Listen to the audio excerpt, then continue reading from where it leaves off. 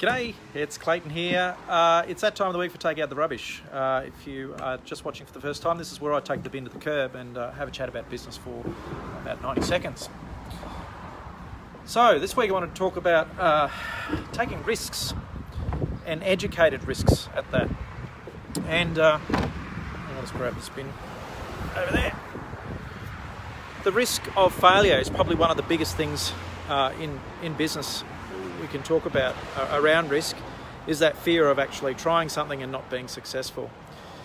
I suppose the biggest thing you can do when you're looking at risk is do your homework. Look at the risks, the benefits versus the positives and the negatives of the whole situation. So for me this week, it's about taking a risk of moving out of home. I spoke about that last week, and the risk of spending that extra money and all that sort of jazz.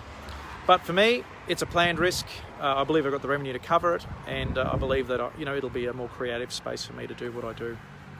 So in your business this week, are you about to take a risk? Well, that's okay if you are. Just make sure you've done your sums. I suppose at the end of the day, look at the positives and the negatives.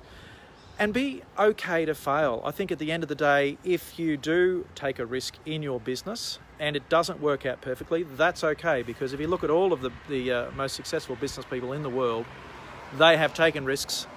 Some have been good risks and some of them haven't worked out. So I think we can actually learn a little bit about that. All right, well, that's it from me this week. I hope you're having a great week in business. And if there's anything I can do to help you in your small business, be sure to get in touch. Over and out. I'll see you next week. Bye for now.